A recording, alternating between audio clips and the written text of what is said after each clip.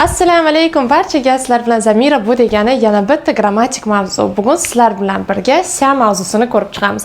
Sha o'zi ko'p o'quvchilarda juda katta qiyinchilik bildiradi. Nima o'zi sha? Bu fe'llarning oxiriga qo'yiladigan sufiks bo'lib, sufiks degani so'zlarda yangi ma'no keltirib chiqadigan qo'shimcha. Masalan, sizning fe'lingiz o'zligiga qaytishi kerak bo'ladi agar siz shani ishlatmoqchi bo'lsangiz. Masalan, deylik, готовить fe'li bor. Готовить. Готовить fe'li ko'plarga tanish. Готовить degani tayyorlamoq degani. Siz esa tayyorlanmoq. Sha qo'shimchasini qo'shib ishlatishni o'rganasiz bugungi darsimizda. Bu sha har doim moq formadan keyin keladi. Oxirini it ko'rsatib bersa infinitiv yasaydi, sha ko'rsatib bersa уже возвратный глагол degan ma'no beradi rus tilida. O'zi faqatgina glagolga sha qo'shiladi va primerlar ko'p. Agar siz ishlatib ko'rmoqchi bo'lsangiz, готовиться oxiri mana t мягкий знак sha bo'lgani bilan sa da yo'q qiladi, готовиться. Men yumshoqroq qilib готовиться deb sizlarga yumshoq tushuntiryapman. Dальше yana yuvmoq, мыть. Agar siz yuvinmoq demoqchi bo'lsangiz, mıtsa bo'ladi. Chunki harakat yana o'zingizga qaytyapti. Dальше радовать. Радовать xursand qilmoq degani. Радоваться xursand bo'lmoq. Радоваться xursand bo'lmoq. Mana shu oxirida tsa deb o'qib ketasiz. Endi yana bitta fe'l.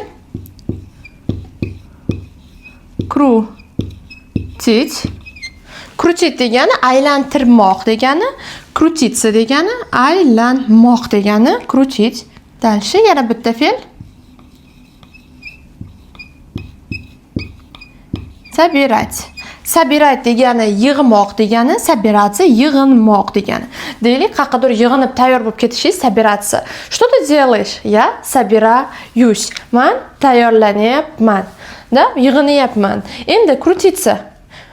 Не крутись. Aylanma. Agar siz o'g'lingiz yoki qizingiz bo'lsa yoki atrofingizda kimdir aylanayotgan bo'lsa, siz не крутись deysiz. Радоваться. Я умею радоваться. Men xursand bo'lishni, lazzatlanishni bilaman, радоваться. Мыться. Mальчики не любят мыться. Metro. Metrodagi bolalar yuvinishni yaxshi ko'rishmaydi. Mana shu sha qo'shimchasi sizda o'zingizga qaytishlik fe'lini beradi. Bu sha o'sha zamonda har xil bo'lib ko'rinadi. Eng osoni men sizga o'tgan zamonda ko'rsatib beraman. Fe'lni oxirida har doim boshqacha ko'rinish beradi. Endi rodiga qarab. Deylik, murskoy rod o'tgan zamonda boshlaymiz, chunki bilasizlar, o'tgan zamon eng oson rod hisoblanadi. Yana o'sha готовить fe'lini olamiz. Murskoy rodda on, to, will. O'tgan zamon u tayyorlagan edi. Endi tayyorlangan edi demoqchi bo'lsak, готовился. Например, он готовился на встречу. Дальше женский rodda qanaqa ko'rinishda bo'ladi? Agar qiz bola tayyorlangan.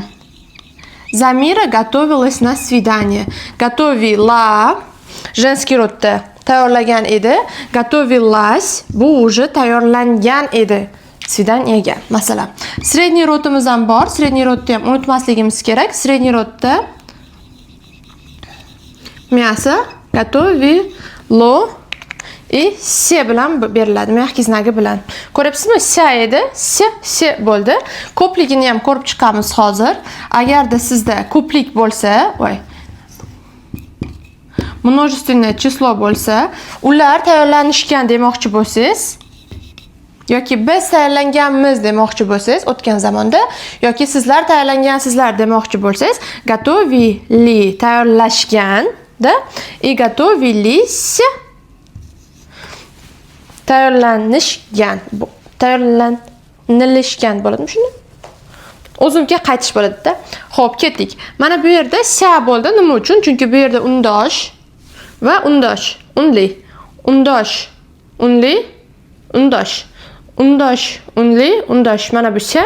O'sha agar sizda shu sufiksimizdan oldin unli kelsa, se bilan berasiz, undosh kelsa, sha bilan berasiz. Hamma joyda shuni kuzatishimiz mumkin agar e'tibor bilan qaragan bo'lsangiz. Masalan, primer aytaman. Sanjar готовился на экзамен. Sanjar imtihonga tayyorlangan edi. Дальше женский род. Zamira готовилась на свидание. Zamira svidaniyaga tayyorlangan edi. Мясо готовилось 6 часов. Go'sht 6 soat tayyorlangan edi. Они готовились на встречу. Ular uchrashuvga tayyorlanishgan edi. Bu o'tgan zamondagi sia ko'rinishi edi. Endi men sizlarga hozirgi zamonni tushuntirib beraman. Mavzular qiyinlashib ketyapti va sizda qanday qilib rus tilini vashi osonroq o'rganishim mumkin ekan degan savollar ham paydo bo'lyapti deb o'ylayman. Bunda aytib o'tishim kerakki, bizda onlayn va offlayn darslar bor, Toshkent shahrida joylashgan. Bemalol bizga yozib, darslarga kelib yoki Instagramdan yoki Telegramdan yozib, onlayn darslarga qatnashib ko'rib, yanada tezroq o'rganishingiz mumkin. Bundan tashqari, bizda hozir yana grammatika siz rus tili degan kursimiz ham bor. Shu YouTube o'zida yana audio bor. Siz prosta o'tirib, eshitib, rus tilini ham o'rganishingiz mumkin. Hammasi bitta joyda, kanal o'zida jamlangan. Kiring, o'rganing. Sizga ham, menga ham manfaatli bo'lsin. Endi nastoящее время, hozirgi zamon. Hozirgi zamonda bizim mana shu sia so'zimiz o'zligimizga qaytaydigan, o'zimizga qaytaydigan fe'l qanaqa ko'rinishda bo'ladi? Bilasizlarki, men hozirgi zamonni konstruksiyalab chiqqanman. On, ana, оно и мы, вы, они. Ketdik, tayyor bo'lsangiz, birinchisida ya и готовиться qanaqa bo'ladi? Mytsa olaylik. Yo, готовиться olaveramiz. Ya готов в л ю готовлю с мягкий знак. Я готовлюсь. Men tayyorlanyapman hozirgi zamonda. Tiga kelamiz. Sen tayyorlanyapsan desak qanday bo'ladi? Ты готовишь и oxiriga siani qo'shasiz. Ты готовишься. Ko'ryapsizmi, mana undosh bo'lgani sababli mayda sia bo'ldi. Unli bo'lgani sababli mayda si bo'ldi. Endi on, ana, оно. U o'g'il bola, u qiz bola, u yoki u sredniy rodda tayyorlayapti. Hozir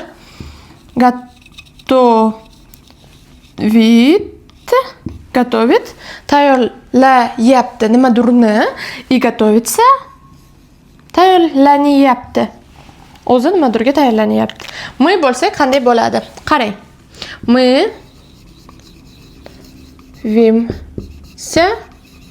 Мы готовим, tayyorlayapmiz, готовимся, tayyorlanyapmiz. Дальше вы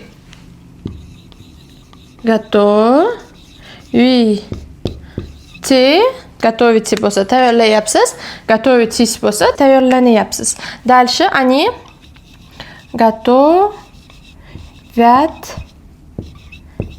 они готовятся.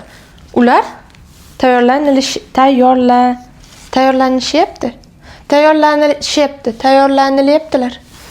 Chatda o'zbek tilida ham kelmadi. Mana oxiri sia bo'ldi, chunki bu yerda yana unli, bu yerda undosh bo'lgani sababli si, bu yerda unli bo'lgani sababli si bo'ldi.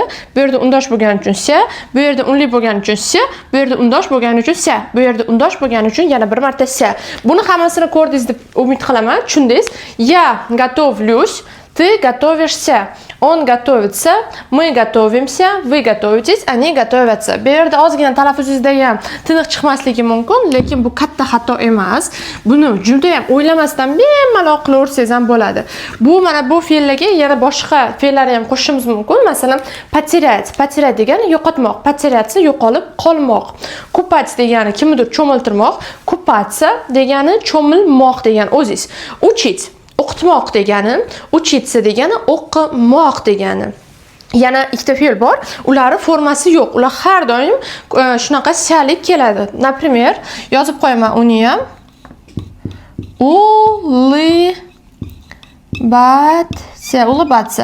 Улыбаться degani kulib turmoq, irjaymoq degani. Da?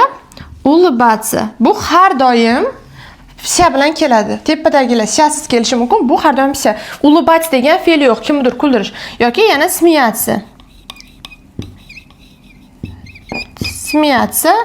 Смеяться ham почти shunday. Smiyats degan so'z yo'q, smiyatsa degan so'z bor.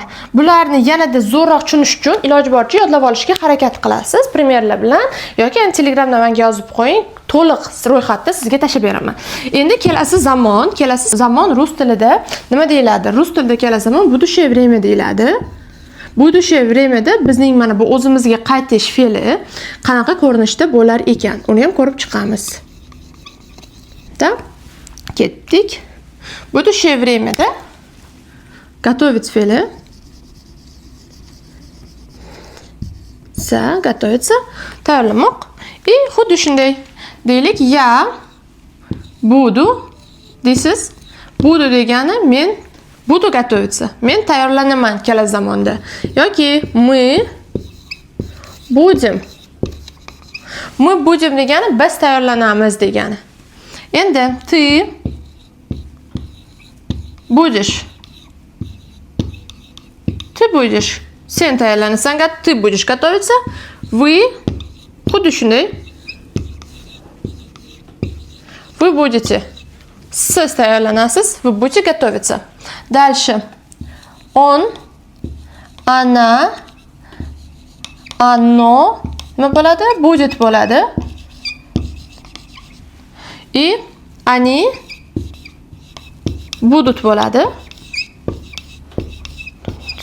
Они будут degan ular tayyorlanishadi. Они будут готовиться degan ular tayyorlanishadi.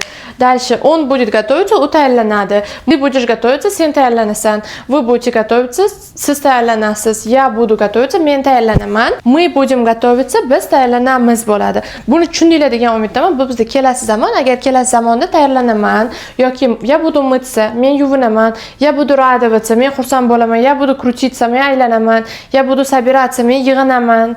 Я буду улыбаться, men tabassum qilaman. Я буду смеяться, men kulaman degani. Keling endi men sizga trik primer yozib beraman. Siz qaysi birini qo'yishimizni tushunishga harakat qilasiz. Bu mavzu juda ham qiyin mavzu deb o'ylaydi ko'plar. Prosta mana bu fe'llarni eslab qolish kerak va amerikani ochmaslikka harakat qilish kerak. Masalan, deylik Anna sup. Shu yerda biz готовится sup deymizmi, готовить sup deymizmi? Tayyorlanyapti sup deymizmi, tayyorlayapti sup deymizmi? Albatta tayyorlayapti. Bu yerda siya qo'ymaymiz. Anna готовит sup. Tushundingizmi? Ana готовит, tayyorlayapti. Endi Annamiz на свидание yoki встречу. Hamma свиданиеga jo'natavermaymiz, to'g'rimi? На встречу. Endi nima deymiz? U tayyorlayapti. Uchrashuvga deymizmi? Yo'q. Ko'rishuvga u tayyorlanyapti. Готовится. Hamma mavzusiga tushunarli degan umiddaman. Bu bizda mana bu sha fe'lida. Siz menga like va podpiska bosib qo'ying. Kommentariyada nimani tushundingiz, nimani tushunmadingiz, yana qaysi mavzular bo'lsin. Xudo xolasa keyingi darslar ko'rishguncha paka-paka.